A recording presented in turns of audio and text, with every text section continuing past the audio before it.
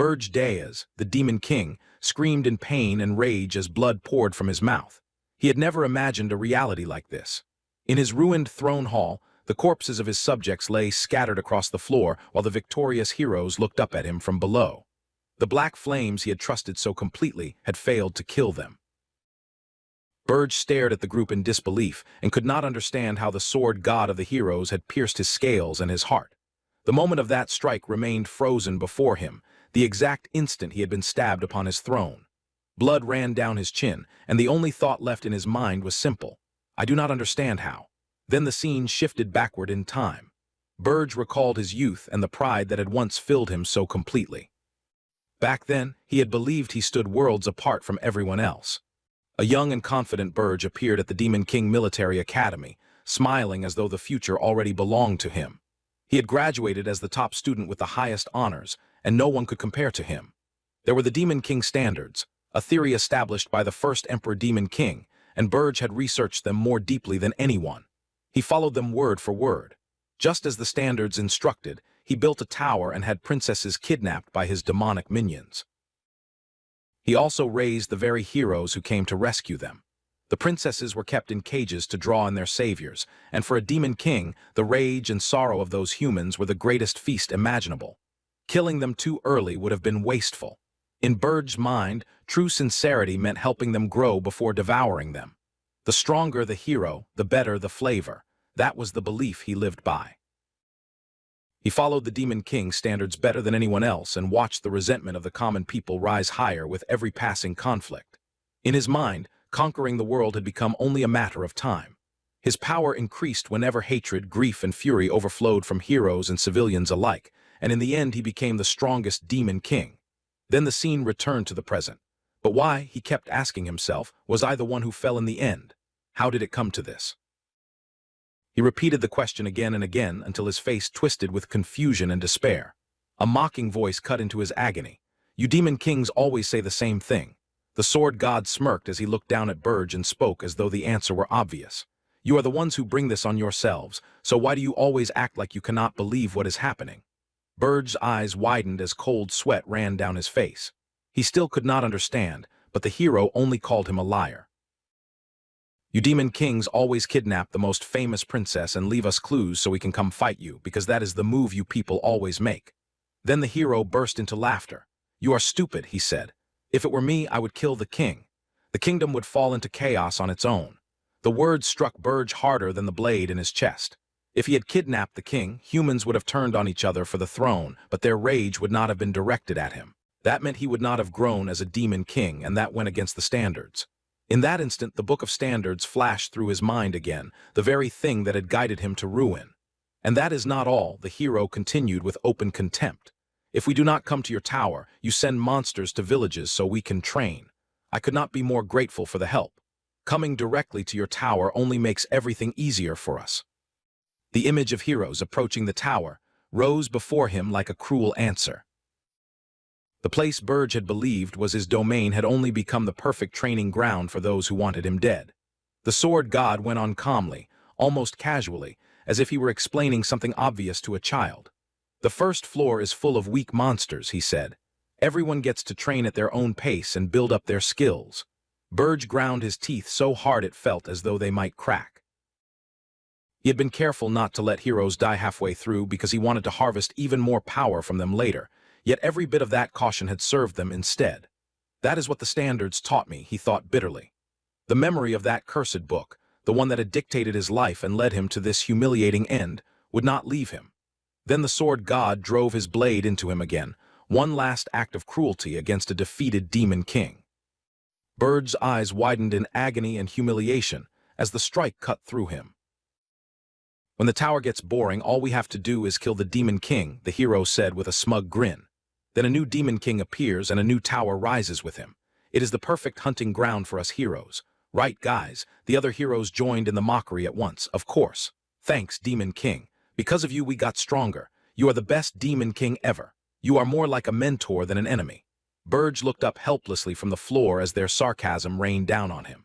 This tower was actually great. Thanks for the effort, Demon King. Thanks for giving us the best hunting ground ever.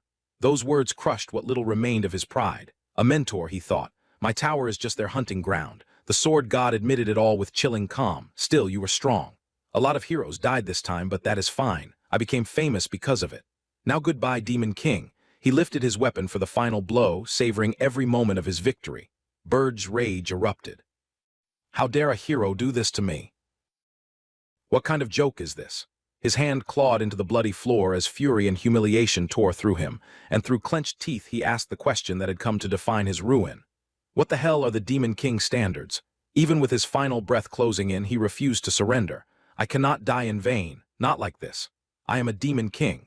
With primal fury, Burge unleashed every last bit of power still left inside him. A massive explosion of crimson demonic energy erupted from his body and swallowed everything around him. The energy consumed him in a vortex of rage and destruction while his form dissolved into blinding light. The castle shook violently, heroes were thrown back in chaos, and blood and debris rained across the throne hall as his power annihilated everything in its path. In his last moments on the blood-soaked ground, Burge made a vow. Those who look down on me will pay. The reflection of the triumphant sword god was the last thing he saw. Another hero shouted eagerly not to touch the Demon King's head, because the horns were his. That greedy voice barely finished speaking before demonic energy surged higher and swallowed the room. With his final act of defiance, Burge swore that even if he had to sacrifice the last of his life, he would ruin everything. The hero understood the danger too late. Wait, no way. A violent burst of purple energy exploded through the hall, a final testament to the fury of a betrayed Demon King. The hero screamed as the blast disintegrated him. Then the explosion consumed the rest of the heroes in the throne room as well, turning Burge's death into one last catastrophic revenge. After that, there was only darkness. In the void, Burge's fading consciousness could do nothing but lament. If I had known the truth, I never would have followed the standards. If I ever get another chance, to hell with the standards. I will unleash orcs. His final thought carried nothing but brutal vengeance. Then from somewhere far away, a voice called his name. Burge Diaz. His eyes snapped open at once. He found himself standing in a grand hall with a full moon visible through the tall windows. Other students wearing the same uniform stood around him, and confusion swept through him so suddenly that he could barely breathe. Sweat ran down his face as an impossible question took shape in his mind. I am alive.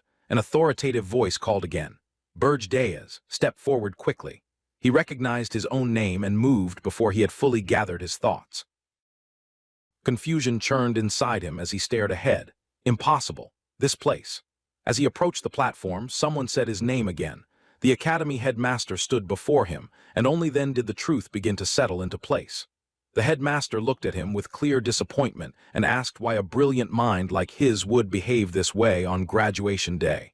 Then the headmaster raised a red emblem. It was the emblem given to every graduating student of the Demon King Military Academy, the symbol of a Demon King. The sight of it struck Burge with dreadful clarity. The academy beneath the moonlit sky, the hall, the students, the ceremony, it all confirmed the same truth. This was the graduation day of the academy students from 15 years ago. The announcement followed immediately. All graduating students were to step onto the stage, and those destined to become Demon Kings were to make their vow. An instructor then called for Burge Diaz to read as the representative of his class. Burge walked toward the stage. Before him, a large hologram materialized and displayed the Demon King standards in full, the same rules that had led him to a humiliating death. He stared at the text he had once revered, but now it looked different. It looked like the source of every misery that had destroyed him. I have seen this so many times, he thought. I memorized it perfectly. I tried harder than anyone to follow it. This garbage turned me into a toy for heroes and led me straight to ruin. The image of his humiliating death burned in his mind so vividly that it felt as if he were still lying there in blood. Do I really have to recite this again right now? He looked at his classmates watching him with quiet expectation and felt his throat tighten further.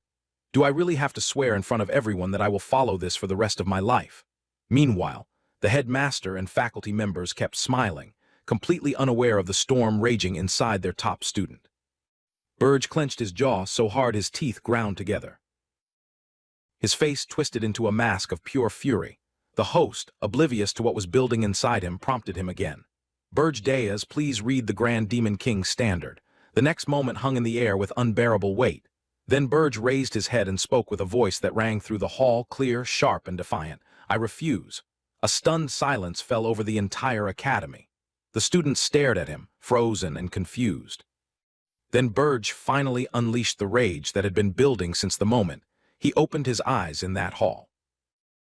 I will not swear loyalty to something so unbelievably stupid. Following the standard is pointless. His hatred burned openly as he shouted the truth he had learned at the cost of his life. The Demon King standard is trash. The shock of his words crashed into the audience all at once. Students stood petrified with their mouths hanging open, and even one student's glasses shattered from sheer shock. The headmaster's expression twisted into fury and disbelief at such public blasphemy. Burge's rebellion echoed through the grand hall and shattered decades of tradition. This was the moment when the Academy's greatest talent became its lowest disgrace. A new path, one forged from vengeance, had just begun. In the great ceremonial hall of the Demon Kingdom, fury erupted as a fist slammed into the podium. Arkin Blarimf, the Archduke of the Demon Realm, glared at Burge Deas with bloodshot eyes and shouted that insulting the Demon King standards was an offense worthy of execution. From his imposing seat, Arkin declared that because of Burge's talent and achievements, he would be granted one final chance to redeem himself. If he took back his words and apologized before the entire Demon Kingdom, he would be spared. If he refused, his punishment would be deployment to Aryn. Gasps spread through the hall the moment that name was spoken. Everyone there knew what Aryn was. It was a realm where demon kings died by the dozens, a place so infamous that being sent there was no different from receiving a death sentence. Some demons scoffed that anyone who insulted the standards deserved death outright, and that even an apology would be too generous. Arkin reminded Burge of Aryn's reputation, the worst realm of all, where countless demon kings had thrown away their lives. Yet Burge only bared his sharp teeth in a fearless grin and cut through the suffocating silence with a single request. "Send me there." Shock exploded across the hall. Burge declared without hesitation that he would go to Aryn and prove with his own hands that the Demon King standards were garbage. Far from retreating from his insult, he drove it deeper. Fed up with his insolence, Arkin called him a lost cause and ordered his immediate deployment. A teleportation circle materialized beneath Burge's feet, and the Archduke added one last punishment. Burge would receive none of the privileges normally granted to a high-ranking demon king. No demon would accompany him, and he was forbidden from returning until his assignment was complete.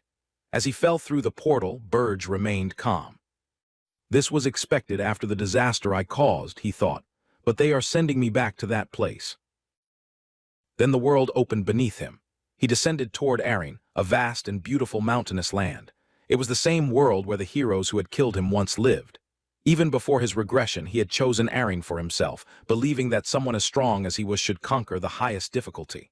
That arrogance had cost him his life. He remembered it clearly now. In his past life, too many heroes had learned how to exploit the Demon King's standards. What the demon world still worshipped as sacred rules had long since become a weapon for the other side. His arrival was cataclysmic. A bolt of energy crashed into a snowy peak and erupted into a massive explosion within the desolate northern continent Urgist Mountains. When the smoke and snow settled, Burge rose from the crater with giant black dragon wings spread wide behind him and demonic horns crowning his head. He looked across the frozen range and swore history would not repeat itself. This time, he would exploit the system instead of being devoured by it. If the Demon King standards had become the hero's standards, then he would use that truth to his advantage. Then the scene shifted into memory. Back at the Academy, the rigid hierarchy of the demon world had once been explained with perfect clarity. The Demon King Academy trained demon kings, while the Demon Academy trained the servants who would one day serve them. Among those servants was a fortunate demon named Gordon Derek. He had graduated at the top of his class and was congratulated for earning the honor of serving the Supreme Demon King, Burge Deas. Another demon lamented that if only he had worked harder, that position might have been his instead. Gordon smiled kindly and said that all demon kings were great. But then his expression twisted into open devotion, and he added that none of them were as great as Lord Burge. His admiration bordered on obsession, yet he was far from alone. In the past, Burge had been treated as a legend, a once-in-a-millennium prodigy. Graduating alongside him had been seen as a blessing. That reverence had shaped Gordon's ambitions so deeply that even his dreams revolved around Burge's shadow. In those fantasies, Gordon imagined a grand statue of himself standing beside Burge's. He believed they could conquer any dimension together, and with bright hope in his eyes, he dreamed aloud that by serving Burge, his own name would be carved into the glorious history of the Demon Kingdom. It was the kind of foolish dream only absolute faith could create. Then that memory fractured beneath the sound of Burge's furious declaration. "That is wrong." Gordon's face twisted in horror as his idealized world shattered in an instant. The scene returned to the present, deep within the Urgist Mountains, where Gordon suddenly appeared beside him. According to Demon Kingdom law, a top demon had to serve a top demon king. Gordon stood there completely disoriented, pale with terror, and all he could do was ask the obvious question. Why am I here? He quickly realized the cruel truth. Even though they had said no demon would accompany Burge, the rules themselves had still forced one servant to follow. The shock was so great Gordon could barely stand. To reign beside a renegade demon king in Arryn felt less like an honor and more like a burial sentence. Burge approached him and extended a hand as though nothing were wrong. "I am glad to see you, Gordon," he said calmly. Gordon trembled and demanded to know why he had done such a thing. Then his panic finally exploded. He shouted that Burge had insulted the standards before the entire Demon Kingdom, and that now, because of that madness, they were both going to die in Arryn. Burge tried to calm him with a dry remark about how he was going to tear his own hair out at this rate, but Gordon only screamed that his hair was not the problem right now. Burge watched his servants break down and quietly wondered if Gordon had always been like this. In his previous life, Gordon had been confident and composed, the kind of subordinate who would smile and say that even difficult work could be done. He had once gone so far as to say that if the mission were not Arryn, he would not even feel motivated. Now the difference was obvious. The situation had changed too much. If Burge told Gordon that he had regressed after dying once already, Gordon would almost certainly take him for a lunatic. So Burge said nothing. He simply watched while Gordon stood there in the snow, hyperventilating and trying to process the terror of his new reality. At last, Gordon forced himself back under control, apologized for his shameful display, and declared with grim resignation that since matters had come to this, he would still fulfill his duty. The first rule of the Demon King's standards, he said, was to build a tower. But if heroes were supposed to find it, the tower could not be hidden or placed in an excessively hostile environment. Gordon surveyed the surrounding mountains and immediately reached the obvious conclusion.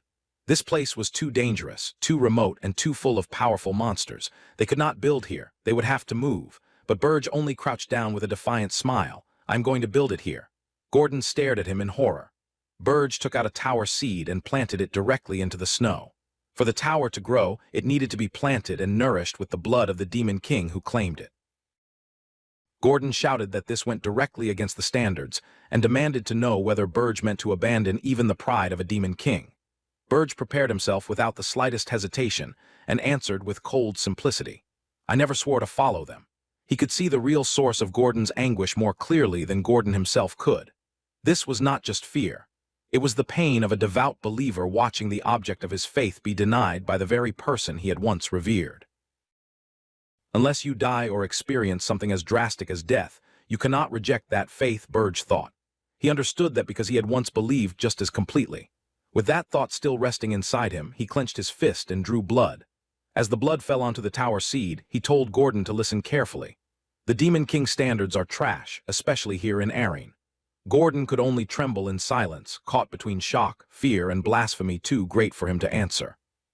Then the mountains began to quake. The tower seed burst with brilliant red light the moment Burge's blood touched it. A scarlet beam shot upward into the sky while demonic energy spread over the frozen ground. Red currents swirled around them and formed a violent vortex that signaled the start of the summoning. Burge revealed the truth with the calm certainty of bitter experience. The reason the standards do not work here is simple. Arryn is packed with too many heroes. This land is a graveyard for demon kings, because humans have already learned the pattern. A massive magic circle formed beneath their feet. The system announced its identification. Tribe, Black Flame Dragon. Name, Burge Deas. Identification complete. Tower summoning begins. From the depths of the earth, a colossal dark structure began rising through the snow. As it emerged, Burge explained the trap. After destroying tower after tower, humans had realized there was a fixed mechanism behind the Demon King's standards, and they had started using that mechanism against Demon Kings instead. At last, Gordon understood the terrible truth. In this land, the Demon King standards no longer benefited Demon Kings at all. They should have been called the hero's standards from the start. Before them, a magnificent and sinister tower rose in full, a fortress standing alone in the snowy wasteland. Gordon looked up at it, stunned and overwhelmed. In the end, despite everything, Burge had truly built a tower in the worst possible place. With the tower complete, Burge calmly walked toward the entrance. "Let us go in," he said. Gordon followed after him in reluctant silence. They entered the first floor and found themselves inside a vast hall with vaulted ceilings and patterned stone underfoot, yet the entire place was empty. Gordon said aloud that a normal tower should have been defended by monsters or built with a complex internal structure, but this one had neither. It was a tower stripped of every ordinary advantage a Demon King might have relied on. They climbed to the Demon King chamber on the 5th floor, only to find more of the same. A huge hall stood there with a throne placed at the back, but it too was completely empty. Every floor was deserted, and the emptiness itself felt unsettling. Gordon steadied himself and returned to the role of advisor.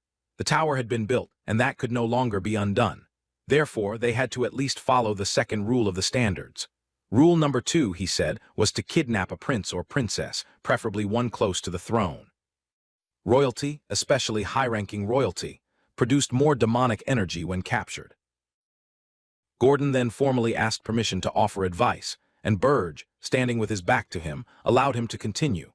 Gordon pointed to a map and began laying out his recommendation, starting with the kingdom nearest to the Urgest Mountains. He urged Burge to kidnap the princess with the highest place in the line of succession, so that kingdom's sorrow and rage would flow toward the tower and make him grow quickly. Gordon fully expected that advice to be rejected. Instead, Burge agreed at once. Gordon blinked in astonishment, and Burge added that he already had a princess in mind. Relieved, Gordon eagerly offered to help, but Burge gave him a firm order. Gordon would stay behind to protect the tower because the residence of a Demon King could not be left empty. The moment he heard that, Gordon nearly overflowed with relief. Thank goodness, he thought. Burge is still a Demon King after all. Maybe all of that madness was only stress. Maybe this can still be saved. That fragile hope remained with him right up until Burge stepped onto the balcony to depart. Trying to be a proper servant, Gordon asked one last question. "Who are you planning to bring?" Burge only gave him a sly, unreadable smile. Then the scene shifted. Burge flew over a city at night, revealing that his target was nowhere near the tower at all. He was heading for the kingdom of Hildurin, the southernmost nation on the continent, and therefore the one furthest from his base. The view narrowed to a single brightly lit window in a massive castle, the only source of light piercing the darkness. Inside that room, a beautiful blonde princess stood by the window and looked out into the night. Under the full moon, Burge descended before her with his demon wings spread wide. This was the heart of his twisted strategy. Out of all the possible choices, he would take the one with the least presence of all, the princess he believed to be the 13th princess of Hildurin. With his red horns glinting in the moonlight and his gaze fixed on her, Burge announced his purpose with chilling calm. "I have come to take you, princess." Back in the tower, Gordon's mind nearly exploded. He screamed at the top of his lungs that Burge's plan was the exact opposite of the standards. Yet while Gordon was still losing himself to panic, Burge had already crossed the continent and stepped into a princess's chamber in the middle of the night. The young woman, a long-haired blonde dressed in a nightgown, sat on her bed and looked at him without fear. There was no panic in her eyes, only a strange and calm curiosity. Beneath the full moonlight, she asked the intruder standing in her room a simple question. "Who are you?" Burge answered her with complete seriousness. "I'm the Demon King who has come to kidnap you." Instead of recoiling, the princess let a faint, unreadable smile touch her face. It was not the reaction Burge had expected from someone about to be taken by force. Still seated on the bed, she tilted her head and asked him a question that immediately unsettled him. "Are you sure you can handle me?" Burge found himself thrown off by the strange confidence in her voice. For a moment he wondered if she thought Demon Kings were some kind of joke. "Of course I can," he replied without hesitation. "I am a Demon King." That answer only seemed to amuse her more. Then, to his astonishment, she calmly extended both hands toward him and offered herself willingly. "Then I will let you take me." Burge's suspicion sharpened at once. He asked what she was plotting, but the princess only reflected for a moment and admitted that as a princess, she had always thought something like this might happen one day. Even so, Burge refused to let down his guard. He warned her that he was in a desperate situation himself, and he would not be tricked by a convenient performance. She denied plotting anything and answered him with flawless logic. How could she have prepared a trap if she had no way of knowing a demon king would appear for her that very night? Burge had to admit, at least inwardly, that she had a point. Even so, he could not shake the strange discomfort that had settled over the entire encounter. At last she rose and stood face to face with him. Then, with a graceful calm that only made her more unsettling, she extended her hand and asked, "Then shall we go?" The scene shifted the moment he took her. In his demonic form, Burge flew through the snowy mountain sky with the princess wrapped in a cloak. When he landed before his towering fortress, Gordon Direct came forward to meet him, his long black hair and pointed ears clear in the cold night air. Burge ordered Gordon to house the princess on the 4th floor. Gordon was shocked that she was not being sent straight to the dungeon. Burge explained that because she had not resisted, she would be given a little leniency. The princess even waved cheerfully, as though she were arriving somewhere pleasant rather than being carried into a demon king's tower. Not long after, Gordon approached Burge again and said he had something important to report. Before that report was spoken, however, the scene shifted briefly to the 4th floor. It was a huge, empty hall of cold stone, and the princess had been left there completely alone. She sat on the freezing floor and quietly admitted to herself that she really had been kidnapped. Her thoughts drifted toward comparison. There were no pillows here, no blankets, no servants, and no beautiful gardens with fountains like the ones back in the kingdom. This place had nothing of the comfort or grace she was used to, and yet her expression slowly changed. A playful, almost delighted thought crossed her mind, and a spark of mischief lit up her face. "It is not that bad." That strange little thought hung in the empty hall like a warning Burge had not yet understood. Back with Burge, Gordon revealed the matter he had come to report. An invitation had arrived from the Tower of Beasts. It was supposedly a welcome banquet, meant to greet him as a newly arrived demon king. Burge immediately suspected it was little more than a pathetic attempt to test him and intimidate the newcomer. Demon kings were too proud by nature to cooperate with one another.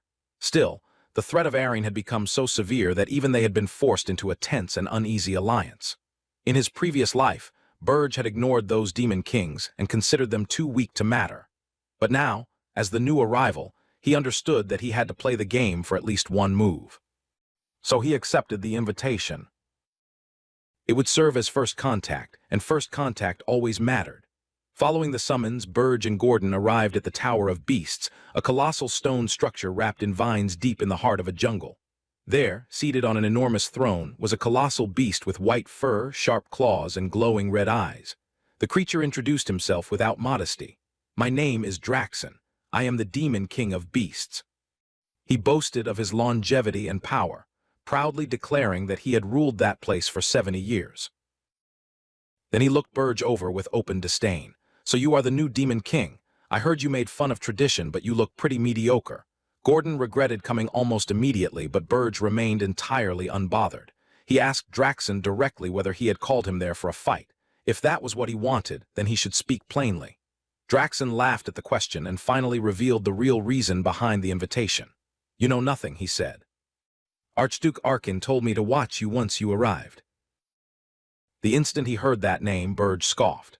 He dismissed Arkin Blarimph as that noisy old vampire and even thought that maybe he should have left him behind in Arryn. That disrespect enraged Draxon at once. "How dare you speak of the Archduke like that? You have got guts." In the middle of his fury, Draxon smashed the chunk of meat he had been eating onto the floor in front of Burge's feet. Then in open humiliation he gave an order, "Lick it. Do that, and I will forgive your insolence." Burge remained calm. Instead of answering the insult directly, he asked Draxon a single question. "Demon King of Beasts, do you really not know why I am here?" Mocking him, Draxon replied that it was because he had insulted Demon King orthodoxy. A malicious smile spread across Burge's face. Well, according to that orthodoxy, demon kings are not supposed to kill one another. The next moment, he stomped the ground so hard it shattered beneath him. A crushing red aura burst out from his body and filled the hall. Draxon was blasted into the air in an instant, and every beast present froze in shock. Burge's eyes burned crimson as he asked a question far colder than the one before it. "Do you really think I would follow that rule?" Draxon's confidence collapsed. Soaked in cold sweat, he could only stare and think, "What is this aura?" Crushed by fear, he hurriedly revealed the rest of the message he had been ordered to pass along. Archduke Arkin wanted confirmation that Burge had kidnapped a princess. If that was not reported within a month, Burge would lose his authority as a demon king. It was not a welcome banquet at all. It was a test and a warning. As Burge and Gordon turned to leave, Burge casually remarked that he had already kidnapped a princess. Draxon stared in disbelief, but Burge only made the answer worse. She suits my taste. He left Draxon and the beasts behind in speechless silence. The scene returned to Burge's lonely tower in the snow, its windows glowing faintly red against the cold night. Back in the throne room, Gordon praised Burge for perfectly displaying the majesty of a demon king. Burge dismissed the compliment and said with quiet confidence that Draxon would not bother them again. Even so, he knew they could not relax. He ordered Gordon to check on the princess while he considered how she might be used.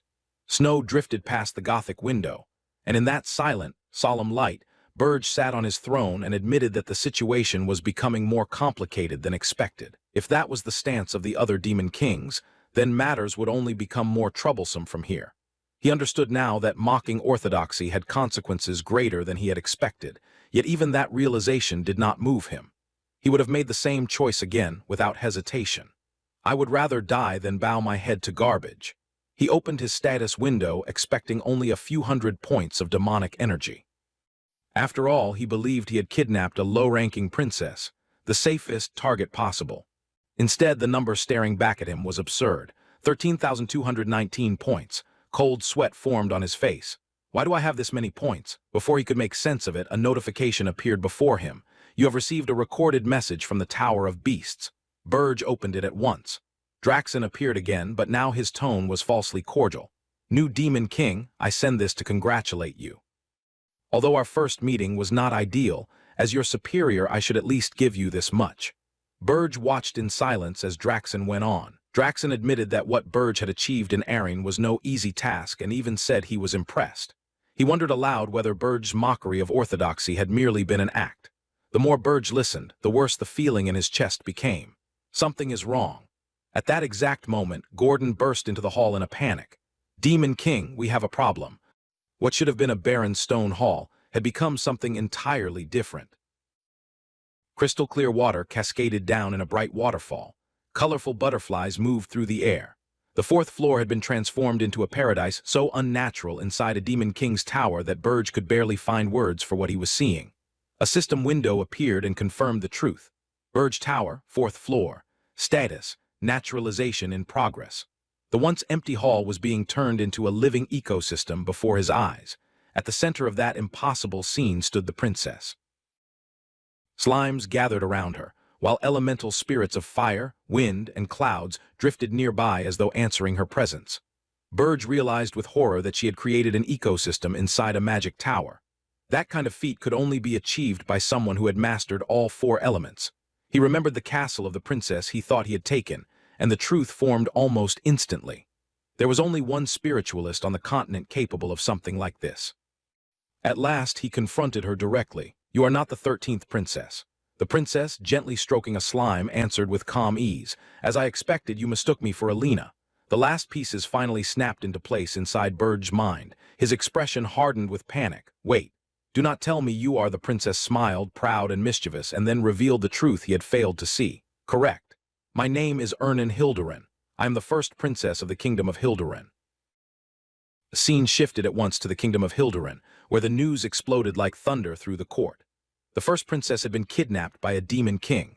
Ernin's father, the king of Hildurin, was already consumed by fury, his eyes bloodshot with rage. Who dares kidnap my beloved Princess Ernin? Gather the greatest heroes and the entire royal army. Now. Around him, armored knights moved at once as the kingdom was thrown into chaos. The king's final command rang through the hall with unrestrained wrath. We will behead that foolish demon king. Bring my daughter back. Back at the tower, Hildurin smirked at her captor with open boldness, as though she were the one in control. Do you really think you can handle me? She asked. Burge Deas was left visibly baffled. Even with senses sharp enough to read danger before it moved, he had failed to notice the immense power hidden inside her. She was no ordinary princess. She was a genius-level elemental mage, and the fact that he had taken her without realizing that truth still gnawed at him. Ernin then revealed the reason with almost playful calm. She wore an ancient royal ring, a relic of the Hildurin bloodline, one that could completely conceal her mana and make her undetectable even to someone like him. Burge listened in silence, and once she had finished, Ernan tested him again. "So do you intend to return me?" The question was simple, but it carried weight. Burge considered the situation carefully, because sending her back now would make him look like a coward before the other kingdoms. Worse still, it would choke off the demonic energy he needed to survive what was coming. In the end, his answer was already decided before he spoke it. There was no turning back now. He would follow this plan all the way to its end, no matter how twisted it had become. A system alert flashed before him and displayed his current demonic energy points, 19,521. Burge calmly told her that nothing about his position had changed. The fact that she was not the 13th princess no longer mattered. She was still his queen. Ernan looked at him with a serene expression, almost delighted by what she heard, and nothing about that face resembled a frightened captive. The scene shifted to the opulent kingdom of Hilderan, where the news had already reached the throne. The king of Hilderan, consumed by fury, ordered his men to kill the foolish demon king and bring back his daughter at once. A nervous minister tried to calm him, explaining that they still did not know which demon king was responsible, and that patrols were already investigating. The king only shouted for them to move faster. He could not believe that his daughter had been kidnapped. While the court struggled to keep pace with his fury, another minister, an analytical man wearing glasses, stepped forward and pointed out that something about the situation did not add up. He brought up the recent case involving the demon king of lust. That demon king had drawn too much attention and had already been killed by heroes, so for another demon king to kidnap a princess immediately after such a public warning was deeply suspicious. The royal council reacted with quiet shock as the logic settled over them. This was not a move that fit the pattern of the known demon kings. The king gripped the arm of his throne so tightly that his hand trembled. Rage and frustration fought inside him until he finally reached the same conclusion as the others. If this was not one of the known demon kings, then it had to be a new one. At that moment, a knight burst into the throne room and reported that traces of teleportation magic had been detected. The trail led north, toward the northern continent Urgest Mountains. The king's face twisted at once. That place was remote, dangerous, and infamous even among those who had never seen it with their own eyes. The scene jumped to those same desolate, snow-covered mountains, where a lone and ominous tower stood beneath the cold sky. Inside Burge's tower, Gordon Direct voiced the concern he could no longer keep to himself. The army of Hilderan would come sooner or later, and he doubted his lord could face them alone. Burge only smiled with complete calm and told him there was nothing to worry about. "The kingdom of Hilderan will never reach this place," he said. Gordon stared at him, confused by that confidence, so Burge stepped toward a map and revealed the key to his strategy. His tower stood in the far north of the continent, while Hilderan lay in the deep south. The vast distance between them, and the many nations separating them, made a direct assault almost impossible. Burge smiled to himself as he explained the rest. Those nations would never move simply because one kingdom had lost a princess. Hilderan would be forced to choose another method, and that meant hiring a hero guild. Just as Burge had predicted, the king of Hilderan soon found himself with no better option and ordered his ministers to contact the guild. The scene shifted to the massive fortress of the Hero Guild. Snow-covered fields surrounded it, and within its walls heroes and mercenaries crowded around the quest board. The poster announcing the kidnapping of Princess Ernan caused an uproar the moment the destination was revealed: the northern continent Urgest Mountains. The response was immediate and overwhelmingly negative. One mercenary scoffed that he had not signed up to die in a monster-infested wasteland. Another smirked and remarked that the king of Hilderan was going to suffer for this one. Their contempt was casual, but it revealed exactly what Burge had already understood. The Hero Guild would not move. They cared about money far more than duty, and no one would take a mission that dangerous unless the reward was absurd. That was precisely why Burge had built his base there in the first place. Gordon was astonished by how thoroughly his master had accounted for every layer of the situation. It was not only strategy. It felt like knowledge too deep to be natural. Gordon could not shake the thought that Burge understood Arryn and the human world beyond it with a precision that felt almost lived in. He did not dare say it aloud, but a quiet suspicion took root in him. It was as though Burge had already lived through this world once before. Back in the Hilderan throne room, the king exploded in frustration when he learned that not a single hero had accepted the mission. He roared in disbelief, and demanded to know how such people could still call themselves heroes. A weary minister answered with the truth no one wanted to hear. There might be many heroes in Arryn, but they chose missions by profit, not duty, and that made them far more selective than their reputation suggested. Meanwhile, Burge checked his system interface in silence. He knew the kingdom would need time to gather the right people, and even more time for those people to reach his tower. Even so, the advantage was not enough. Sitting on his throne, he admitted to himself that his current demonic energy would not be enough to face an entire army of heroes. A dark memory flashed through his mind. He saw once more the heroes who had defeated him in his previous life, and with that image came the old fear he knew too well. He would never underestimate them again. That was why, after a long moment of thought, he gave Gordon an order so shocking it nearly broke the servant's composure. Contact Draxon. I am going to sell demonic energy in exchange for human money. Gordon froze, then stared at him in disbelief before nearly shouting the thought back at him. Sell demonic energy. The very idea sounded blasphemous. Panicked, he reminded Burge what demonic energy actually was. It was the currency of dreams, something powerful enough to transcend species, unlock tower functions, and summon monsters. Yet Burge intended to exchange it for mere human money. Burge remained unmoved. Draxon would pay a fortune for it, and that fortune mattered more than Gordon yet understood. He could not stop the heroes with the amount of demonic energy he currently had, but human currency could still open another path for him.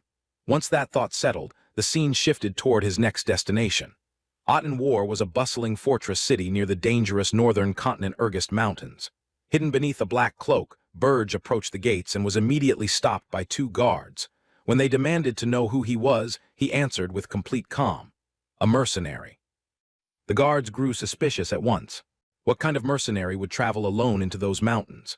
Burge answered without another word. He tossed a gold coin into the air, and one of the guards caught it with widening eyes. It was a shameless bribe, but a highly effective one. While they were still staring at the coin, Burge walked past them and mockingly asked whether they really distrusted him that much. Once inside the city, he surveyed the crowded plaza and understood that he could not move through a place like this blindly. He needed a guide first. That search led him to the Scarlet Falcon Mercenary Guild. Inside the tavern attached to it, the air was thick with the smell of beer, and the loud boasting of mercenaries who had survived by taking the safest path whenever possible. One man lounged with his feet on the table and bragged about how easy life was when soldiers did the real fighting and mercenaries only had to slay monsters and collect the rewards after the worst was over. The mentality of maximum gain, with minimum risk, dominated the entire room. Before long, the tavern's talk shifted toward rumors. One mercenary mocked the news of a new demon king in the Urgest Mountains and called it fake, claiming that demon kings always built their towers in places heroes could easily reach. His companion added that he had even heard the demon king had kidnapped the princess of Hilderin. The first mercenary scoffed at that too. He found it ridiculous that a demon king would cross the entire continent just to kidnap a princess. Another man interrupted with something more concrete. He had heard that the Hero Guild rejected the job the moment the destination was mentioned. Even that, however, was dismissed with cynical laughter. The skeptic argued that it was only a performance by the Hero Guild to inflate the mission's value. Since a princess was a treasure in political and financial terms, the mission was basically a gold mine waiting to grow. The mercenaries burst into loud laughter at the thought, because they all knew how quickly the guild's sense of justice bent whenever enough money was involved. Then a dark and silent presence appeared behind them.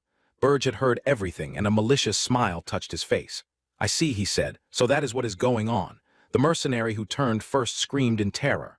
In an instant the others drew their weapons and surrounded the stranger, demanding to know who he was. Burge looked at them with a predatory smile and decided they would serve a purpose after all. They knew the city. They knew the underworld. At least one of them would be useful. "Leave one behind. The rest can go outside." The sheer audacity of the order enraged them. A group of mercenaries rushed him at once, shouting that he would not leave the tavern alive. Burge moved first. With brutal speed and terrifying precision, he neutralized the nearest attackers before they could even understand what had happened. The tavern erupted into one-sided violence. Burge moved like a black storm through the room, dropping bodies with ruthless efficiency. One of the largest mercenaries tried to strike him from behind with a heavy club, but Burge stopped the blow without even turning. The weapon snapped in his grip. Then Burge counterattacked. A dark aura wrapped around his fist, his eyes burned with red light, and the mercenary's face twisted into pure terror as he realized he was standing before something no ordinary human could challenge. Panic spread at once. The survivors fled the tavern in fear, desperate to escape what had turned from a fight into a massacre.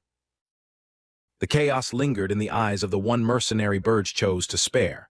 From his perspective, bodies flew through the air while the once boastful leader of the room ended up trembling on the floor with both hands clutching his head. The only word he managed to force out was the truth of what he was seeing. Monster. Outside the tavern, the noise drew a few indifferent glances from passers-by. One woman, a mage, looked toward the sound and remarked that they were fighting again. Her companions simply answered that they never seemed to get tired. Neither of them realized that what was happening inside was not a drunken tavern brawl, but a slaughter carried out by a demon king. When silence finally returned, the floor was littered with unconscious bodies.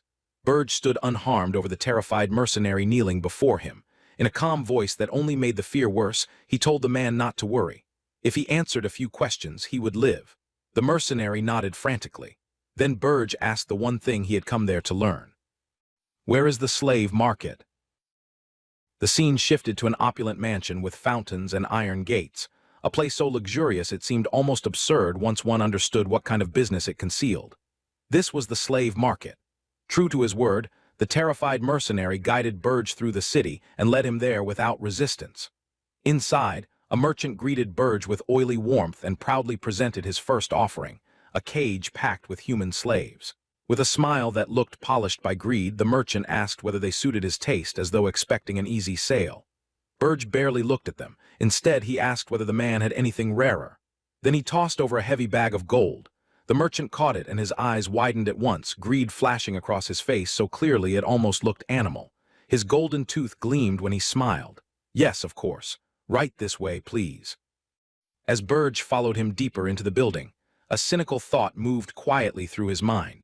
He wondered how the man could wear such a calm face after hearing that his own subordinates had just been beaten down outside. In the end, Burge concluded that there was not much difference between humans who worshipped money and demons who worshipped demonic energy. Desire simply wore different clothes. They descended stone steps into a darker and more secret part of the mansion. There the merchant stopped before a wooden door and announced that the special merchandise was inside. At that point, a memory rose in Burge's mind and revealed the real purpose behind all of this. When Gordon had asked what Burge intended to do with human money, Burge had answered with a malicious smile. "I can buy slaves, exotic races captured by humans." He had already decided what kind he wanted most. An elf known for integrity would be ideal. The door opened, and the target stood before him. Granada, an elf man from the Maple tribe, was chained and muzzled behind the bars of a cell. His green hair framed a face twisted with hatred as he glared at the people watching him. As Burge studied the elf, he finally revealed the purpose behind the purchase. "I will use that elf as a spy and create chaos among the heroes." The plan was cold, deliberate, and perfectly suited to the kind of war he intended to fight this time. Then the scene cut back to the throne room of Hilderin. A herald announced that a savior had arrived. "Hero Hillen Karjal is here." Relief rose through the king at once. He declared with confidence that Karjal would accept the mission. Hero Hillen Karjal, a brave-looking man in shining armor, knelt before the throne with the steady confidence of a champion who had already decided how the story would end. He vowed to rescue the princess and return with the demon king's head. Determination and righteousness burned in his eyes as he pressed his fist against his chest and swore the vow in the name of justice. With that oath spoken aloud, the stage was finally set for the confrontation waiting ahead. Meanwhile, Burge Diaz explained the next step of his plan to Gordon Derrick. The elf they had just bought would be used as a spy to confuse the heroes and stir disorder among them. Gordon added that the plan had a real chance of working, because elves were known for their innocence and their upright nature. As a close-up showed Granada sitting in a cage with a muzzle over his mouth, the scene returned to the slave market. Burge stepped before the two slave traders and declared that he had come to buy the elf. He added that his subordinate would handle the payment, which left both traders staring at him in stunned silence. Then he raised his eyes and asked, with enough pressure in his voice to chill the room, whether they had any objections. The terrified trader immediately agreed, while his partner nervously began preparing the payment. Burge then ordered both men to leave the room, saying he needed to confirm something with the elf first. One trader warned him that the elf might turn violent if left unrestrained, but Burge ignored the warning and said that if anything happened, the trader would be the one to pay for it. Disgusted yet too frightened to refuse, the men backed out of the room. Once they were gone, Burge approached the cage where Granada sat on the floor in chains. With a quiet release of demonic energy, he undid the restraints binding the elf. Granada immediately felt the dark power surrounding him, and the moment he sensed it clearly, he realized the man standing before him was a demon. His eyes hardened at once. What business could a demon possibly have with an elf? Granada demanded. Burge answered with an offer rather than an explanation. He was willing to give Granada a chance to take revenge on humans. The offer tempted him, but not enough to break his caution. Granada replied that he could not trust demons any more than he trusted humans. Burge insisted that he was different, then laid out a proposal. If Granada remained loyal for exactly 50 years, Burge would guarantee both his safety and his freedom. For an elf, he added, 50 years was not a long time, and it was far better than rotting away in humiliation under human hands. Granada did not bend. He reminded Burge that demons like him were trying to destroy the world tree the elves served, and then stared straight at him with open defiance. "How am I supposed to trust you at all?" he asked. He also pointed out the obvious. A demon seeking help from an elf was suspicious in the first place. Burge had to admit the elf's logic was sound. After a brief moment of thought, a cunning smile touched his face and he changed tactics. "Very well," he said. "Then let us do this another way." He summoned a magical contract book and made a solemn oath under the standards of the great demon king. He promised that he would not harm the world tree and explained that the demon king standards held the same weight for demons that the world tree held for elves. In exchange, he demanded that Granada swear loyalty upon the world tree itself for the next 50 years. Granada smiled, finding the whole situation strangely absurd. "You are a strange one," he said, "but at least you seem willing to negotiate." Then he rose and introduced himself properly. "I am Granada of the Maple tribe." He agreed to make the oath, but only after meeting the demon king Burge supposedly served. Burge, filled with quiet confidence, answered without hesitation, "I am the demon king." Granada froze. For a moment he could not even process what he had heard. A confused "what?" was all he managed at first, and then he burst into hysterical laughter. Still laughing, he grabbed Burge by the shoulders and shook him, insisting that it was impossible for a demon king to leave his own tower, weaken himself outside it, and personally come to buy a single slave. Mocking him between laughs, Granada finally threw out a reckless challenge. "If you really are the demon king, then I will swear loyalty for 100 years, not 50. The next scene answered that challenge immediately. Burge, Granada, and Gordon arrived at the 5th floor of Burge's tower. The atmosphere was grand, cold, and silent. Seated upon his throne, Burge calmly reminded Granada that the 100-year contract had been the elf's own idea. That was the moment the truth finally crushed him. Granada's face twisted from disbelief into outrage, and he exploded at once. He shouted that the whole thing was a scam, that Burge had never once mentioned the tower would be almost completely empty, and that everything from the 1st floor to the 3rd was barren, while the 4th floor was nothing but plants. Then he demanded to know what kind of demon king left his own tower without even a single monster guarding it. Panic quickly followed his anger. At this rate, he cried, heroes would crush them within a year, and there was no way he could work under conditions like this. Burge remained unmoved. "We have a contract," he said coldly. Then a terrifying wave of demonic power fell over Granada and crushed him where he stood. Sweating and trembling under the pressure, he was finally forced to admit the truth to himself. This man really was a demon king. Granada remembered the journey to the tower, and one detail returned with dreadful clarity. The tower had looked neglected, almost laughably defenseless, yet not a single monster from the mountains had dared come near them. They had all kept their distance because of Burge's overwhelming presence alone. At last, Granada gave in. A demon king was still a demon king, empty tower or not. And perhaps, through this one, he could finally obtain the revenge he had wanted for so long. Completely defeated, he knelt before Burge and swore upon the great name of the world tree that his loyalty would belong to him for the next century. As he made that oath, Granada consoled himself with one last grand thought. If the demon king himself had come to recruit him, then surely he would play an important role in some terrifying plan. But Burge's first order shattered that expectation in an instant. "Good," Burge said with a casual smile. First, make me dinner." Granada froze. His mind, which had been braced for some dark and sinister mission, went completely blank at the sheer mundanity of the command. Then the scene shifted into comedy. Granada now stood in an apron, chopping vegetables with surprisingly top-tier skill, while inwardly asking himself whether he was not supposed to be part of some ominous master plan. To make matters even stranger, Ernan Hildren stood beside him and happily asked whether he needed help making vegetable bread. Granada could do nothing but stare. The scene widened to reveal a long dining table on the 5th floor. Burge sat at the head of it, with Ernan Hildren and Gordon Derrick on one side and Granada on the other. Still unable to process anything around him, Granada turned to Burge and asked whether the woman sitting there was truly the Princess of Hilderin. Burge answered casually that yes, she was. Ernan only smiled at him.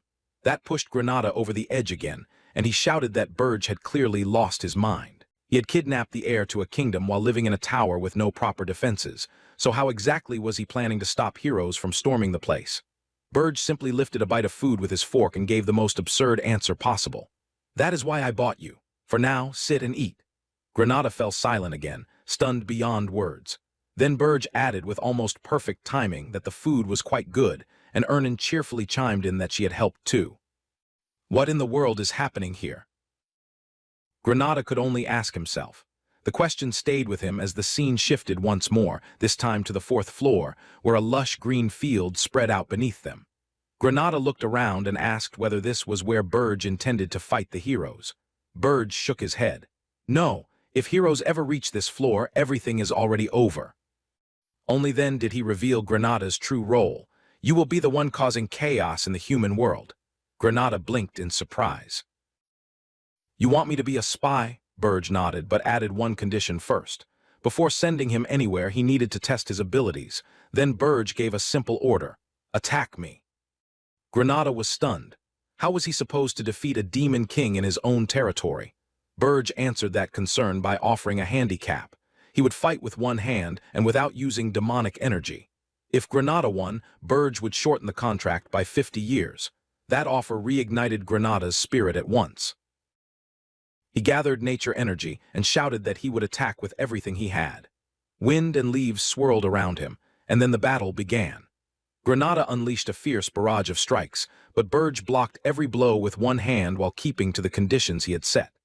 As he fought, Burge observed that despite being a former slave, Granada's movements were sharp and refined, likely because of the mana he had absorbed from the 4th floor. It was the kind of ferocity one would expect from an enraged elf. Granada shouted back that he was no ordinary elf, and that Burge would regret choosing the wrong opponent in the wrong place. Then he summoned nature magic. Vines burst from the ground and coiled around Burge's leg, pinning him in place. Burge looked down as if mildly surprised. Granada saw his opening and roared that Burge was wide open. With his fist drawn back and freedom close enough to taste, he launched himself forward. At that very instant, a sinister smile spread across Burge's face. This should be enough, he thought. In the next moment he vanished from Granada's sight and reappeared behind him, eyes glowing red and presence turning monstrous. "I hope you have not forgotten who your opponent is," he whispered. Fear ran through Granada so fast it froze him on the spot. Then Burge leaned closer with a chilling grin and assured him that he would not kill him by accident, but he would make sure he felt it. Granada could only stammer out a frightened "wait." A thunderous boom exploded through the tower, and the test ended there. The scene then shifted to Orton Walk, the headquarters of the Red Falcon mercenaries. Their captain greeted Burge with exaggerated flattery and greedy enthusiasm, loudly declaring what an honor it was to see him again. Around him, the mercenaries whispered about how Burge had beaten them senseless the last time they crossed paths. Burge stated that he intended to hire the entire unit for 1 year. The captain eagerly asked about payment, and Burge answered by dropping down a massive bag of gold as a deposit. The sight of it left the mercenaries speechless. The mood changed instantly. The mercenaries began shouting pledges of loyalty to their captain, while the captain himself privately wondered whether he ought to look for a different line of work before things got worse. Burge then introduced a new member and explained that this man would be delivering his orders from now on. The mercenaries were confused until the newcomer finally spoke. "Hello, my name is Granada." The elf's face was swollen, bruised, and wrapped in bandages, obvious proof of what training under a demon king looked like. The mercenaries stared at him first in disbelief, then in sympathy, and a few of them even teared up. Moved by the sight, they welcomed Granada warmly, patted him on the back, and cheered him on. Burge watched them in silence and judged them for what they really were. Whatever impression they gave on the surface, the Red Falcon mercenaries were seasoned fighters from the dangerous Urgest region. They were skilled, hardened, and not easy to control. Then Burge's thoughts shifted to his true target. At this time of year, the only hero likely to answer Hildebrand's call was hero Hillen Kargil, the same man who had defeated the Demon King of Lust. With that in mind, Burge looked toward his newly hired mercenaries, with Granada now among them, and delivered his first official order. Investigate hero Hillen Kargil, the hero hired by Hildebrand. Back in the desolate tower, with endless snow stretching in every direction, Burge Dayas sat on his throne and considered his next move. The matter of the heroes had already been handed over to Granada, which meant it was finally time for him to focus on growing stronger. Seated in silence, with Gordon Direk standing nearby, Burge came to a simple conclusion. From this point onward, increasing his own power had to take priority. Normally, demonic energy could be spent in two ways. It could be used to upgrade the tower, or it could be used to strengthen the Demon King himself. But Burge had already spent every point he had on the tower. That left him with only one practical path forward. He needed a spirit flower. Spirit flowers were rare mono crystals that granted immense power when consumed. They grew deep within the unforgiving northern continent Urgest Mountains, a region ravaged by violent mana storms and inhabited by powerful monsters. It was a place where nature remained almost untouched by humans, and because those flowers had absorbed refined natural mana for so many years, the entire region had become a treasure trove of dangerous opportunity. They were not as effective for demons as pure demonic energy, but better than nothing was still better than weakness. So Burge decided to search for them. Gordon, however, quickly warned him of the risk. Wandering through a wasteland like that without a reliable method would be like searching for a needle in an ocean of snow, and if the monsters sensed even the slightest opening, they would attack. Burge did not care much about the monsters. He was confident he could deal with them easily enough. The real problem was locating the flowers. Without an exceptional mana detector, finding them would be the hardest part. That was when a knock interrupted the discussion. Burge and Gordon exchanged confused looks. Slowly, the door cracked open, and Ernin Hildebrand peeked into the chamber with a slime perched cheerfully on top of her head. Looking unexpectedly shy for someone who had transformed part of a Demon King's tower into a natural paradise, she asked in a small voice, are you busy?" For a brief moment, both Burge and Gordon were too stunned to answer. A short while later, outside the tower, Ernin bounced through the snow with open excitement while her little spirits danced around her. Burge stood beside her with a blank expression, watching the strange scene unfold in silence. Ernin, meanwhile, could barely contain her energy. "I am so excited," she said. "I have been bored lately. You promised I could decorate the 4th floor however I wanted." Burge had agreed to let her help, but the thought still lingered in the back of his mind with quiet disbelief. What kind of person decorated a Demon King's tower? Even after everything that had already happened, Ernin still had a way of making the absurd feel natural. She, on the other hand, felt incredibly lucky. She had never expected Burge to allow her outside, and she was glad she had chosen that exact moment to visit him. As she admired the little living flame spirit floating in her hand, she had no idea what was coming next. Then, without warning, Burge unfurled his demon wings and grabbed her. "Hold on." Ernin screamed in surprise as a thunderous roar echoed behind them. A moment later, they shot into the sky at terrifying speed, leaving streaks of mana behind as they tore through the freezing winds. The sudden force of the flight made her squeeze her eyes shut at once, but slowly the fear began to fade. Curiosity took its place. When she finally opened her eyes, her breath caught in her throat. The world had unfolded beneath her in a way she had never imagined. Vast mountain ranges rolled endlessly into the horizon. Valleys cut through the land like ancient scars. Snowfields glittered in the light and stretched farther than the eye could follow. The entire landscape felt boundless, cold, and breathtaking. She had not noticed any of it on the night she was kidnapped. Back then, everything had been fear, confusion, and darkness. But now she could truly see it. And as she did, memories of her own life rose inside her like something suddenly too small to bear. Countless magic lessons, endless royal etiquette, the suffocating walls of the palace. All those years, she had truly believed that was the only world she would ever know, and that she would remain trapped within it until the day she died. Still high above the mountains, Ernan whispered with quiet emotion that Burge was the only person who had ever flown over the Urgest Mountains with her. Burge answered with his usual indifference and reminded her why they were there. Her task was to locate spirit flowers. Then, in a tone that caught her off guard, he added that she should just call him Burge. They were going to be spending a lot of time together. Ernan blinked in surprise at the sudden shift, but whatever softness the moment carried vanished quickly. Burge's voice turned cold again as he warned her not to forget her place. If she lost focus, he said, he would throw her into the underground dungeon. Panicked, Ernan apologized at once and concentrated. She called out to her small water spirits and ordered them to scatter across the mountains to search. Burge scoffed inwardly.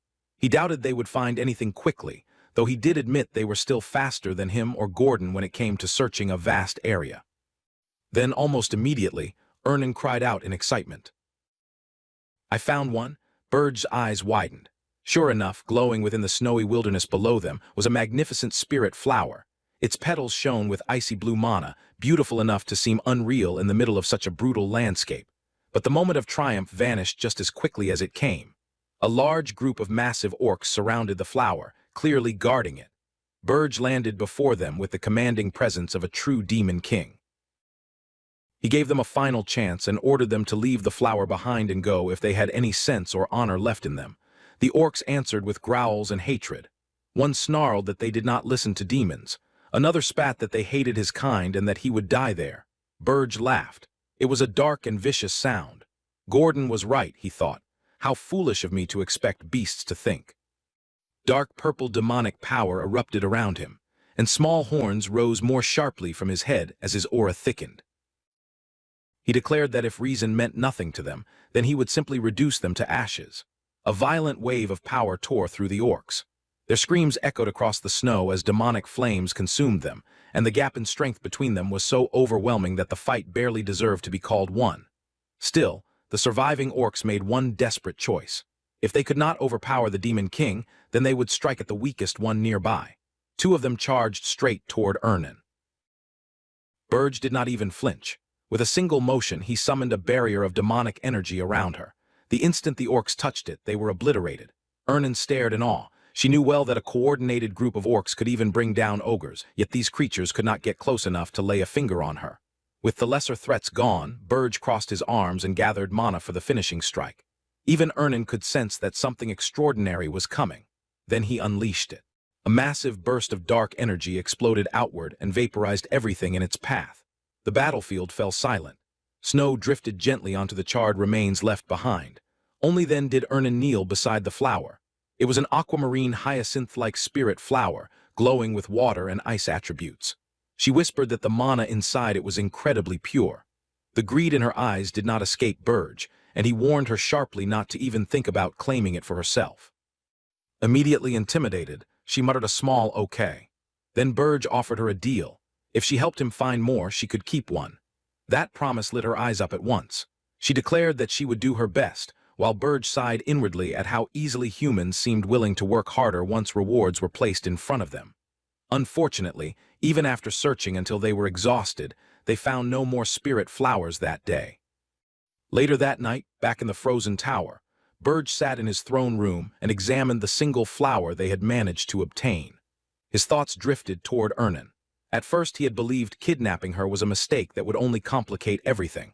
But now, after seeing her abilities and the strange usefulness that followed her everywhere, he had begun to admit that she might be far more valuable than he first imagined. He watched her for a while as she slept peacefully in her cloak, surrounded by her spirits. Then Gordon interrupted. "Demon King, a message from Granada just arrived." Burge looked mildly surprised. "That was fast." Gordon then reported that hero Hillen Cargill, along with 32 other heroes, had already left the capital of Hildurin. But they were not heading toward the Urgest Mountains yet. Instead, they were following the traditional hero's path. They were building their party, clearing village quests, gaining experience, and growing stronger during the journey. As expected of Gordon, he had already prepared several strategic response plans. Holographic screens appeared one after another in front of Burge, laying out possible moves.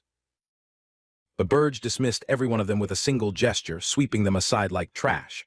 Gordon froze in disbelief. This time Burge said with a sly grin, "We will not send monsters. We will not send interruptions. "What?" Gordon blurted out, unable to keep up. Burge explained that half-hearted attacks only helped heroes grow stronger. Every small obstacle became training. Every careless ambush became another stepping stone for them. This time, he intended to do the opposite.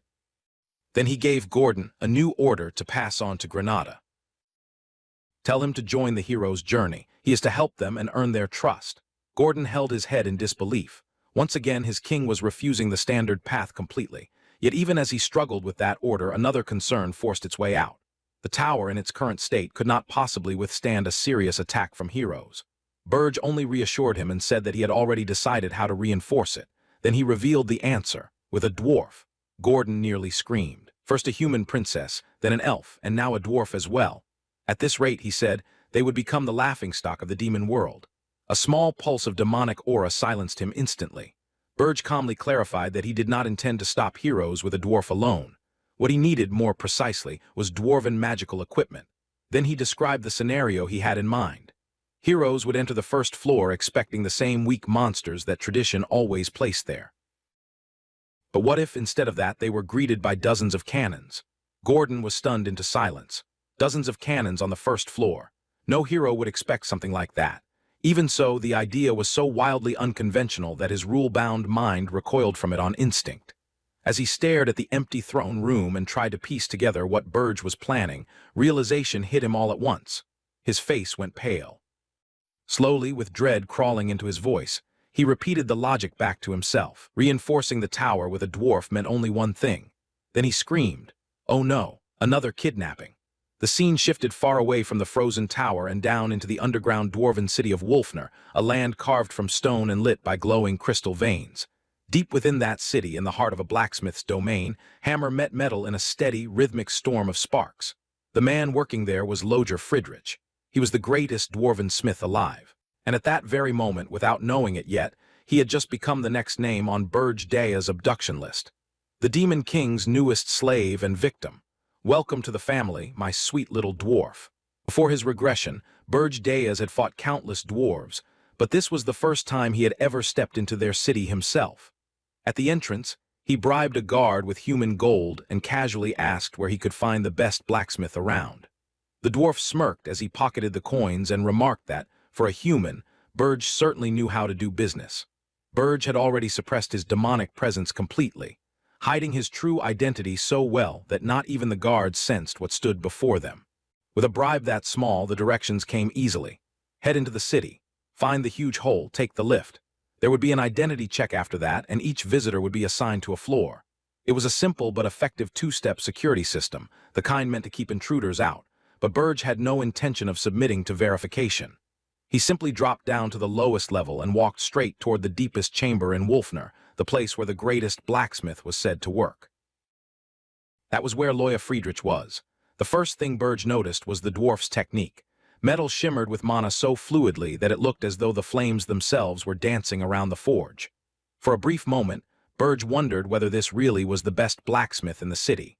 Then he decided he could confirm that after the kidnapping. He reached out as fast as lightning to seize the dwarf and leave, but Loya Friedrich was far from ordinary. A roar of fire burst from the forge and swallowed Burge in searing heat. The very next second, a massive hammer came crashing toward him. Burge blocked the strike with one hand, though the sheer force made the bones in that arm creak. There was something strange in that flame as well, enough to make him narrow his eyes. Then with complete calm, he asked the obvious question. "Are you a hero?" Loya lifted his chin proudly. "I'm a hero. How dare a demon enter dwarven land? You will not leave here alive." Burge answered with the smile of a true demon king, amused more than threatened. "For all that bragging, you are pretty weak," he said. Then he corrected him. "Also, I am not a demon. I am the Demon King." With effortless strength, he slammed the hammer into the ground and grabbed Loya by the throat, lifting him off his feet. By the time guards rushed toward the chamber after hearing the commotion, the place was already empty. Panic spread at once. A demon intruder had appeared and Loya Friedrich was gone. High above, on an isolated terrace, Burge warned his captive not to make a sound unless he wanted to die. Loya was still trembling, but he managed to ask why the Demon King had come to dwarven land of all places. Was he after their princess? Burge dismissed the thought immediately. He had no interest in dwarven royalty. What he wanted was something else. He asked about the hidden underground passages, the emergency routes that only dwarven blacksmiths knew. Loya immediately assumed Burge intended to use those tunnels to kidnap the princess. And in truth, there was nothing he could do to stop him if that was the plan. He talked like a hero, but fear was already crawling all over him. Even so, he refused to answer. So Burge leaned in and gave him a far crueler scenario. Fine, then I will kidnap your princess, release you afterward, and let everyone believe you sold her out to save your own life. Imagine the rumors. Imagine the shame. Imagine what they would do to you after that. The threat broke through his resistance at once. Everyone already knew Loya was no courageous warrior, and if a rumor like that spread, no one would doubt it for a second. His life would become a living hell. Burge then gave him one final choice: walk with me or sell out your princess and pray that is enough. Loya stayed quiet, but inside he was already searching for a way to survive while pushing the blame elsewhere. Burge saw that greed and cowardice clearly enough. Then, to seal the matter, he made an oath. On the Demon King standards, I guarantee your safety if you cooperate. To dwarves, that oath carried weight. A Demon King would never break such a promise, at least according to everything Loya had been taught. The change in him was instant. His fear did not vanish, but it twisted into obedient confidence so quickly that Burge nearly felt disgusted. Meanwhile, deep within the city, Princess Louise paced anxiously. Loya Friedrich had vanished in the middle of forging her weapon, and although the guards explained that he had been kidnapped, the answer did nothing to calm her. The moment one of them repeated it, she snapped. "Shut your mouths. He is a hero too. How could a hero possibly be kidnapped?" One guard hesitated, then tried to reason with her. "Your Highness, he is a hero, yes, but he is also, well, not exactly a strong fighter." The glare Louise gave him nearly stopped his heart. "Find him now. If you fail, I will take all your heads myself." No one argued after that. Meanwhile, far below, Burge was already losing patience in the hidden tunnel system. The passage was narrow, so narrow that he had no choice but to walk directly behind the dwarf the whole way. The experience disgusted him more with every step. "Move faster," Burge growled. "If I have to stare at this miserable view any longer, I will burn the whole tunnel down." Loya laughed nervously and muttered that the tunnels were not made for tall people. At last, after what felt like hours, they emerged outside the city. Relief washed over Loya the instant fresh air touched him. He dusted himself off and tried to end things there. "Well, that is all. My job is done, so I will be going now." Burge's answer came in the form of black wings spreading open behind him like a shadow swallowing the night. "What nonsense are you spouting?" he asked. Loya froze in place. "You swore on the Demon King standards," he protested weakly. Burge only shrugged. "Trash vows do not matter to me." In that instant, Loya Friedrich understood that he had become the newest victim added to Burge's list. Panic crushed him. Maybe selling out the princess really would have been smarter. Desperate, he started shouting that he was still useful, that no one in Dwarven land could rival his metallurgy, and that he could craft anything Burge wanted. Burge frowned at him. How does a hero so easily offer to work for a demon? Loya no longer cared about pride or principles. Survival had already taken their place. So Burge gave him one final order: swear loyalty to me. Loya immediately smashed his forehead against the ground. "Yes, I swear. Thank you for your mercy." Of course, in his own mind, he was already planning how to escape the first chance he got. Two bad plans mean nothing when you are unconscious. Moments later, Loya woke up in a serene garden surrounded by spirits. He was dizzy, confused, and terrified. Gordon Dyrick was already pacing nearby, practically vibrating with disbelief. "You kidnapped a hero," he said. "A dwarf hero." Burge motioned for silence before the panic could grow any louder. Then Granada appeared on a floating screen and stared at the scene in disbelief. "My lord, did you seriously bring a dwarf inside?" Burge cut him off at once and said the report could wait. Ernan Hilderin ignored the chaos completely and walked right up to Loya, studying him with calm curiosity. "Did you come to rescue me, hero?" she asked. Then, after a pause, she added with almost cheerful honesty, "Probably not, right?" Loya could not process any of it. "Why am I here? You said you would keep me safe." Burge smirked and told him that was exactly why he was still breathing. He had knocked him out and carried him here because there was no way he could trust a panicking dwarf to behave on the trip back. Loya forced out a laugh that sounded stiff, awkward, and desperate. "Right. Wonderful." Burge did not waste another moment. He gave Loya his first assignment immediately. "Install a large number of cannons on the first floor. If any heroes enter, I want them obliterated." Loya swallowed hard. "Cannons? Right. Of course." The scene opened at the hero's preparation station. A holographic communication link flickered to life, and through it Granada delivered his report with practiced calm. Rumors were spreading rapidly among the heroes, he said, and according to the latest intelligence, the newly emerged Demon King was believed to wield black flames. Because of that, the heroes had already begun equipping themselves with fire-resistant gear, preparing for the battle they believed was waiting ahead. Granada continued. Another rumor had begun spreading as well. Many heroes now believed the Demon King had refrained from deploying demonic beasts because he was afraid. In their eyes, his continued silence did not look like strategy. It looked like weakness. Burge Diaz listened without any visible reaction. His posture remained still and his face showed nothing at all. When he finally spoke, his voice was flat and dismissive. The heroes, he said, clearly had not lost their desire to kill yet. Whether they marched forward in search of glory or chased after wealth through conquest made no real difference to him. In the end, none of them would gain anything from this journey. They would lose everything, and sooner or later, even their will to fight would be stripped away. That was his final instruction as well. Granada was to keep monitoring the heroes closely and report any changes the moment they happened. Granada acknowledged the order and cut the transmission at once. Left alone again, Granada fell into thought. By deliberately withholding demonic beasts, Burge was slowly grinding away at the heroes' morale while warping their expectations at the same time. Worse than that, it was becoming harder and harder to ignore the truth that this Demon King understood human psychology in a way that felt deeply unnatural. Granada found himself wondering if there had ever been another Demon King like this before. The thought sent a rare chill through him, and yet it was followed by genuine relief. Burge was not his enemy. The scene shifted back to the frozen tower. Within its cold halls, Burge issued a new command to Loya Friedrich. Fire cannons were to be installed across the first floor. There was, however, one condition that could not be ignored. Mana stones were not to be used under any circumstances. Loya panicked immediately.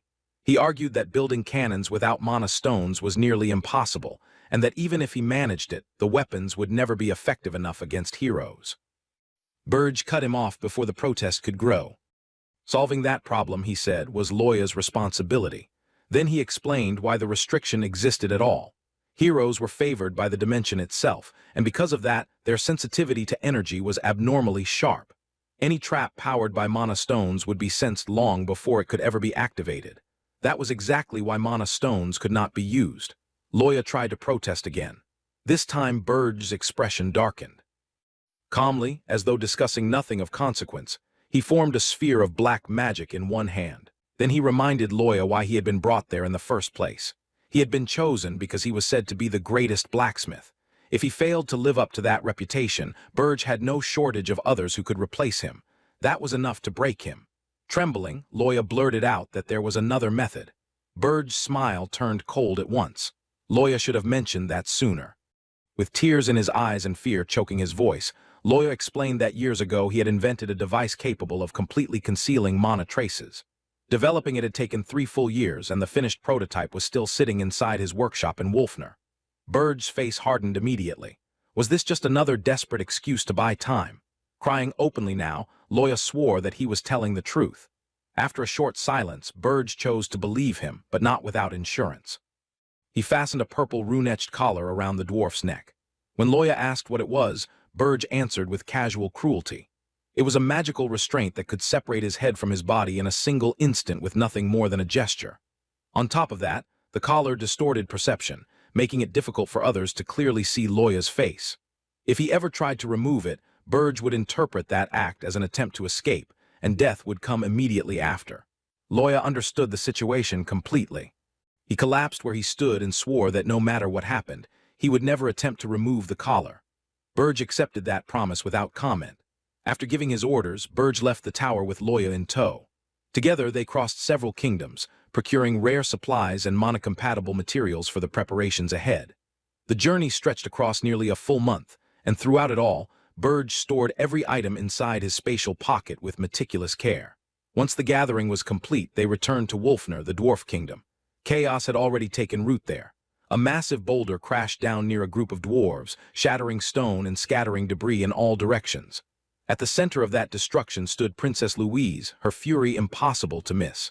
She shouted that a month and a half had already passed, yet the dwarves still had not found Loya. Their incompetence disgusted her. She demanded to know how much longer she was expected to remain patient while everyone around her failed. An elderly dwarf stepped forward nervously and tried to explain. Loya had dug countless underground tunnels over the years, and their forces were investigating every one of them. But given the time that had passed, it was highly likely that he had already escaped the city. Louise snapped back at once. Of course he would have fled, she said. It would have been idiotic for him to remain behind. Then her tone sharpened. She declared with complete certainty that Loya had been kidnapped. In the next moment she grabbed the old dwarf by the face and lifted him from the ground. Coldly, she gave them 2 weeks. If the kidnapper was not found by then, every last one of them would die. Terrified, the old dwarf swore they would succeed. Louise released him and ordered the soldiers to collapse every tunnel Loya had ever made. The dwarves rushed to obey without hesitation. As they scattered, the focus lingered on Louise. Her physique alone made it obvious that she was no ordinary royal. There was strength in her bearing that belonged more to a fighter than to a sheltered princess. Then behind her, part of the wall shifted. One of Loya's hidden tunnels opened in near silence. Louise sensed the disturbance immediately and spun around, her eyes narrowing. Because of the collar's interference effect, she could not clearly identify the figure who stepped out from the passage. Even so, the tunnel itself told her enough. Only Loya knew of such hidden routes. Her voice turned sharp as she demanded to know whether the man standing there was him. Loya froze where he stood. Panic seized him so completely that, after a brief struggle, the only thing he managed to force out was her title in a trembling voice. Louise cracked her knuckles. Fury flashed across her face as she barked that the bastard had actually dared to come back alive. A vicious smile spread across her lips. Golden aura wound itself around her body like living vines as she accused him of going into hiding simply because he did not want to forge her weapon. Through tears and panic, Loya denied it again and again, insisting she had misunderstood. That only made her angrier. She snapped that she was a princess, and by claiming she was mistaken, he was insulting her directly. Then she passed judgment. From that moment onward, Loya would be her slave, and he would forge weapons for her for the rest of his life. Golden aura gathered around her drawn-back fist. Before anything else, she said, she would punish him for running away. Her punch never landed. A violent blast erupted between them and threw Princess Louise backward through the air. She hit the ground hard but steadied herself at once, one hand planted against the stone as dust billowed outward.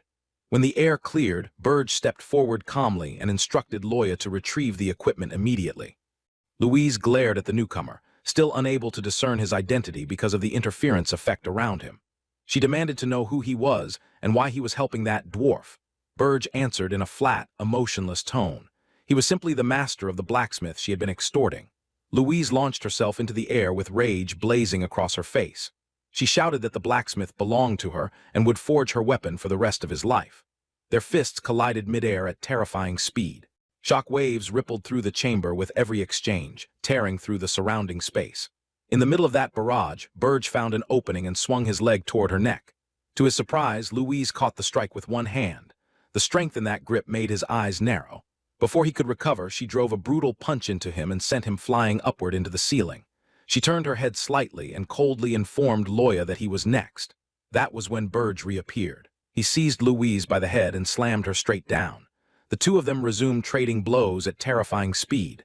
Shock waves rippled through the chamber while debris filled the air. Their clash looked less like a fight between mortals and more like a battle between monsters. Burge recognized her almost immediately. She was Princess Louise, the second royal daughter, and even though she was not officially a hero, her strength was exceptional. Before his regression, she had already been among the strongest people he knew, and even now, in this earlier state, she was dangerously powerful. He calculated the situation in an instant. If she was allowed to keep growing, she would become a real threat later. Killing her now would be the logical answer. But doing that would mean unleashing his full demonic power, and in his current weakened condition, that was a dangerous gamble. If her soldiers witnessed his true strength, then his identity as the Demon King would be exposed. While fists of golden and violet energy kept colliding around them, Loya desperately dismantled a massive machine piece by piece in the background. During a brief opening in the fight, Burge shot toward him and demanded to know whether everything was ready. Loya answered in a panic that he was still working. The device was a giant mana phantom machine, built to erase and conceal mana traces, and it was much larger than Burge had expected.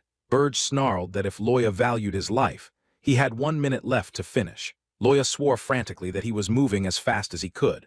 From across the chamber, Louise's aura exploded again. 12 blazing streams of golden power burst from her body as she demanded to know who had given them permission to act so freely in her presence. Burge glanced back toward Loya and stated flatly that if the situation worsened, he would abandon him without hesitation. Pale with terror, Loya promised that he was nearly done. Burge clenched his jaw. He had no idea how much longer he could keep fighting like this without drawing on his full reserves. Every second pushed him closer to exposure as the strain of the battle kept mounting. Louise shouted that she did not care where Burge had come from. He was not leaving this place alive. Then she turned her fury back toward Loya and promised that she would break his legs so he could never run away again. Burge laughed darkly. She sounded more like a demon king than he did. Then he told her to give up. He was taking her blacksmith and all of the equipment with him. At that exact moment, Loya screamed that the dismantling was complete. The flow of mana shifted violently through the chamber the instant the machine was fully disabled and ready to move. Louise snarled that if Loya thought he could simply return, steal what belonged to her, and escape, then she would no longer hold back either. Burge saw the opening he needed. He drove his foot into Louise's chest and sent her crashing into the ground below. The impact exploded across the chamber. Without wasting a breath, he opened his subspace pocket and ordered Loya to move immediately. Louise rose from the dust with cold fury, declaring that attacks like that meant nothing to her. But the rest of her words died the moment she realized Burge, Loya, and the machine were all gone. Only then did her soldiers finally arrive, breathless and confused, asking what had happened. Louise scoffed at them for being too slow, and demanded whether they intended to arrive only after she was dead. She ordered them to pursue Loya through the tunnels at once, but then she stopped. The tunnels had already been collapsed. Grinding her teeth, she finally accepted the truth. Loya had never intended to come back and forge her weapon again. A cold smile slowly spread across her face as wind swept through the ruined chamber.